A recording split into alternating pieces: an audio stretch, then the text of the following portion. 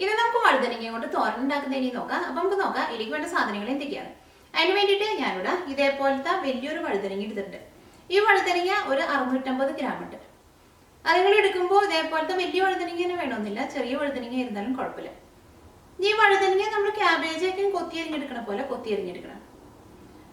പിന്നെ ഇതിലേക്ക് നമുക്ക് മെയിനായിട്ട് വേണ്ടത് തേങ്ങയാണ്. തോരൻ എന്ന് പറഞ്ഞിട്ടുണ്ടെങ്കിൽ തേങ്ങ ഒതുക്കി ചേർത്തിട്ട് എന്തെങ്കിലും വെജിറ്റബിൾസ് വേവിച്ചിട്ടുണ്ടെങ്കിൽ തോരൻ എന്ന് പറയുന്നത്.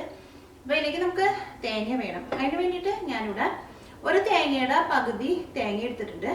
ആ തേങ്ങ നിങ്ങളുടെ ടേസ്റ്റിനനുസരിച്ചിട്ട് ചേർക്കാം. തേങ്ങയ്ക്കും കുറച്ച് കൂടുതൽ ചേർക്കണം, അപ്പോഴായിരിക്കും തോരന് നല്ല ടേസ്റ്റ് ഉണ്ടാവുക. പിന്നെ പച്ചമുളക് വേണം. ഈ തേങ്ങയും പച്ചമുളകും കൂടിയിട്ട് ഒന്ന് ഒതുക്കിയെടുക്കണം. ഒതുക്കിയെടുക്കാന്ന് വെച്ചിട്ടുണ്ടെങ്കിൽ ഒന്നല്ലെങ്കിൽ അമ്മിക്കല്ലുമ്മ വെച്ചിട്ട് ചതച്ചെടുക്കുക, അല്ലെങ്കിൽ മിക്സിയിൽ ഇട്ടിട്ട് വെള്ളമൊന്നും ചേർക്കാണ്ട് ഒന്ന് കറക്കിയെടുക്കുക. പിന്നെ വേണ്ടത് സവോളയാണ്. അതിന് വേണ്ടിയിട്ട് ഞാനിവിടെ 2 മീഡിയം സവോള എടുത്തിട്ടുണ്ട്. ഈ സവോളയും നല്ല പൊടിയായിട്ട് കട്ട് ചെയ്തെടുക്കണം. പിന്നെ ഒരു 5 വലിയ വെളുത്തുള്ളി എടുത്തിട്ടുണ്ട്. വെളുത്തുള്ളി നല്ല ചെറുതായിട്ട് കട്ട് ചെയ്തെടുക്കണം. പിന്നെ കറിവേപ്പിലയും വേണം, ഉണക്കമുളകും വേണം. പിന്നെ വേണ്ടത് കടുകാണ്. അതിന് വേണ്ടിയിട്ട് ഞാനിവിടെ കടുക് എടുത്തിട്ടുണ്ട്.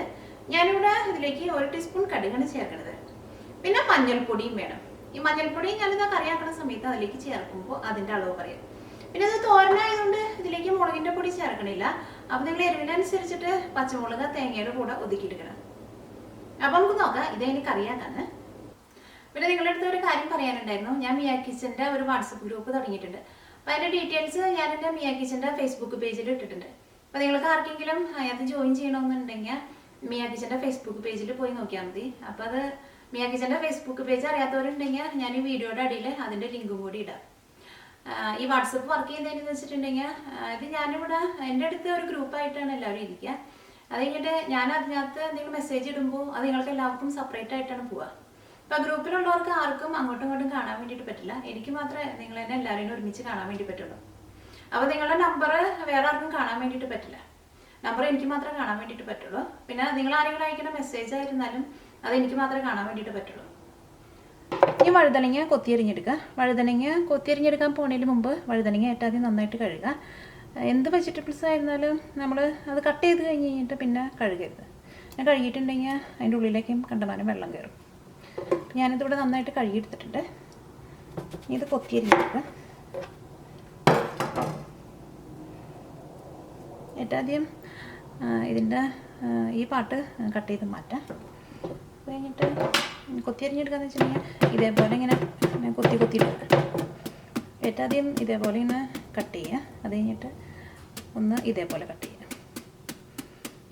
ഇങ്ങനെ കട്ട് ചെയ്യുമ്പോൾ ഇതിങ്ങനെ കുറേശ്ശെ കട്ട് ചെയ്ത് കിട്ടുള്ളൂ. എന്നിട്ട് കട്ട് ചെയ്യുന്നത് ഇതേപോലെ ഇങ്ങനെ കട്ട് ചെയ്തെടുക്കുക. ഇത് നല്ല പൊടിയായിട്ട് നമുക്ക് കട്ട് ചെയ്തെടുക്കാൻ വേണ്ടി പറ്റും. അത് കഴിഞ്ഞിട്ട് പിന്നെ രണ്ടാമതും ഇതേപോലെ തന്നെ ഇങ്ങനെ കൊത്തിയെടുക്കുക. ഇത് കൈ മുറിയാതെ നോക്കണം നിങ്ങൾ. അത് വലിയ വഴുതനങ്ങയൊക്കെ ആണെങ്കിൽ നമുക്ക് കുറച്ചും കൂടി നല്ല ഈസിയിൽ ഇതേപോലെ കട്ട് ചെയ്തെടുക്കാൻ വേണ്ടി പറ്റും. ചെറുതൊക്കെ ആകുമ്പോൾ കട്ട് ചെയ്തെടുക്കാൻ വേണ്ടിയിട്ട് കുറച്ച് പാടായിരിക്കും. എന്നാലും കുഴപ്പമില്ല, കട്ട് ചെയ്തെടുക്കാൻ വേണ്ടി പറ്റും.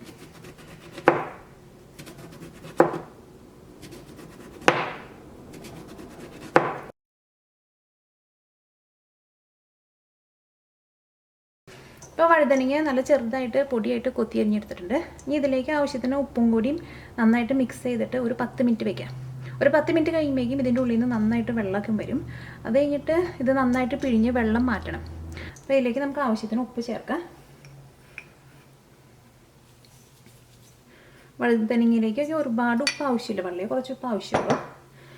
ഇത് കൈ കൊണ്ട് ഇങ്ങനെ നന്നായിട്ടൊന്ന് തിരിഞ്ഞ് വയ്ക്കുക. ഇതിനകത്ത് ഈ വെള്ളം കൂടി ഉണ്ടായിട്ടുണ്ടെങ്കിൽ ഈ വഴുതനങ്ങ നമ്മൾ വേവിച്ചെടുക്കുന്ന സമയത്ത് വഴുതനങ്ങ ആകെ കുഴഞ്ഞു പോകും.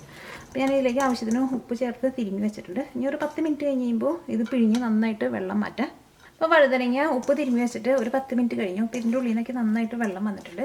ഇനി വെള്ളം പിഴിഞ്ഞ് ഈ വഴുതനങ്ങ മാറ്റിയെടുക്കുക. ഈ വഴുതനങ്ങയുടെ ഉള്ളിലേക്ക് കണ്ടമാനം വെള്ളം ഉണ്ടാവും. അപ്പോൾ ഇതേപോലെ വെള്ളം മാറ്റിയിട്ട് തോരൻ വെച്ചിട്ടുണ്ടെങ്കിൽ നല്ലതായിരിക്കും. ഈ വെജിറ്റബിൾസിൽ വെച്ചിട്ട് ഏറ്റവും കൂടുതൽ വെള്ളമുള്ള ഒരു വെജിറ്റബിൾസാണ് വഴുതനങ്ങ. അപ്പോൾ ഇതേപോലെ വെള്ളം മാറ്റാണ്ട് നമ്മൾ തോരൻ വെച്ചിട്ടുണ്ടെങ്കിൽ തോരൻ ആകെ കുഴഞ്ഞ പോലെയാവും.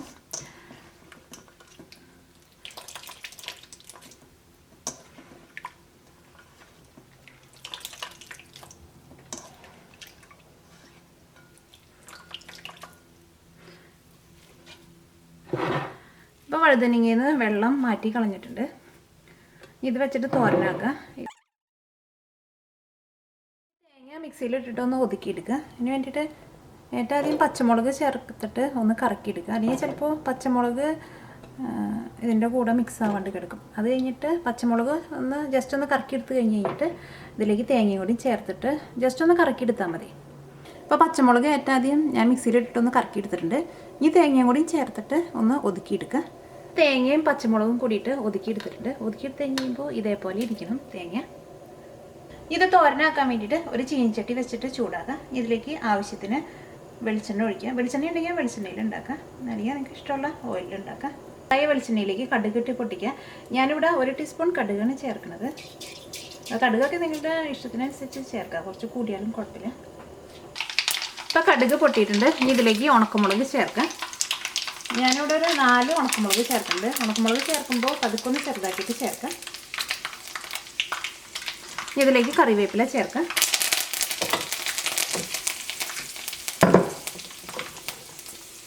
ഇതിലേക്ക് ചെറുതായിട്ട് കട്ട് ചെയ്ത് വെച്ചേക്കണ സവോളയും വെളുത്തുള്ളിയും ചേർക്കാം.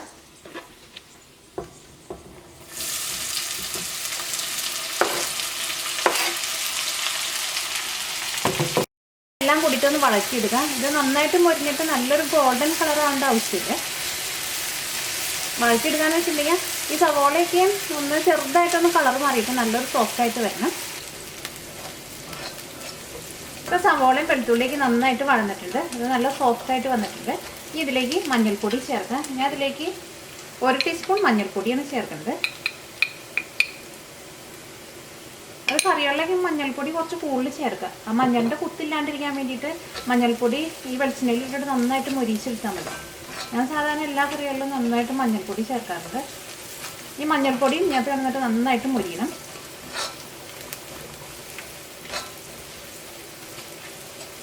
ഈ മഞ്ഞളിൻ്റെ പൊടിയൊന്നും നിങ്ങളൊരു സമയത്തും കടയിൽ നിന്ന് റെഡിമെയ്ഡായിട്ട് വാങ്ങരുത്. അതിൻ്റെ കണ്ടമാനം ആർട്ടിഫിഷ്യലായിട്ട് കളറൊക്കെ ചേർക്കുന്നുണ്ടാവും. നിങ്ങൾ നാട്ടിൽ നിന്നൊക്കെ പുറത്തൊക്കെ താമസിക്കുന്നവരാണെങ്കിൽ നാട്ടിൽ നിന്നൊക്കെ പോരുമ്പോൾ ഫ്രഷായിട്ട് മഞ്ഞൾ വാങ്ങിച്ചിട്ട് പൊടിപ്പിച്ചിട്ട് കൊണ്ടുവരാം. അപ്പോൾ മഞ്ഞൾപ്പൊടി ഇതിനകത്ത് കിടന്നിട്ട് നന്നായിട്ട് മൊരിഞ്ഞിട്ടുണ്ട്. ഇനി ഇതിലേക്ക് വഴുതനങ്ങ ചേർക്കാം.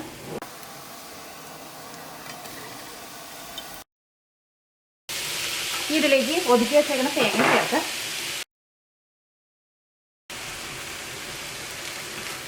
ഇതെല്ലാം കൂടിയിട്ട് നന്നായിട്ടൊന്ന് മിക്സ് ചെയ്യാം. ഈ വഴുതനങ്ങയും തേങ്ങയൊക്കെ ഇതിനകത്ത് നന്നായിട്ട് മിക്സ് ആയിട്ടുണ്ട്. ഇത് മൂടി വെച്ചിട്ട് വേവിച്ചെടുക്കുക. വഴുതനങ്ങ പെട്ടെന്ന് വേവും. മൂടി വെച്ചിട്ടുണ്ടെങ്കിൽ ഒരു 5 മിനിറ്റിനുള്ളിൽ ഈ വഴുതനങ്ങ നമുക്ക് വെന്ത് കിട്ടും. അത് മൂടി വയ്ക്കുക. തീ ചെറുതായിട്ട് കൂട്ടി തന്നെ വയ്ക്കാം. ഇടയ്ക്കൊന്ന് ഇളക്കിയിട്ട് കൊടുത്താൽ മതി.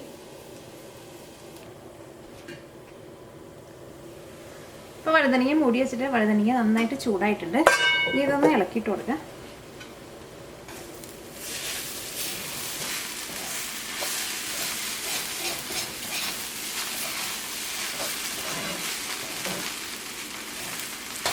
ഇപ്പോൾ തോരൻ മൂടി വെച്ചിട്ട് ഒരു 5 മിനിറ്റ് കഴിഞ്ഞു.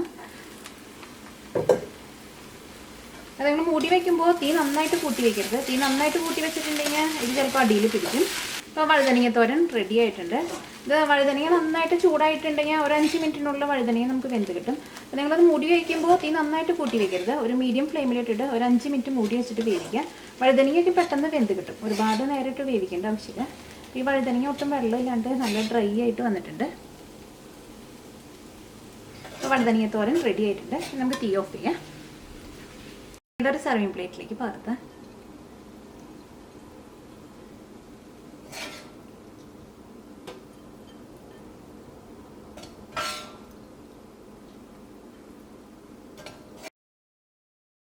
അപ്പോൾ വഴുതനങ്ങത്തോരൻ റെഡി ആയിട്ടുണ്ട്. ഇത് നമ്മൾ ചോറിൻ്റെ കൂടെ കഴിക്കാനൊക്കെ നല്ല ടേസ്റ്റുള്ള ഒരു തോരനാണിത്.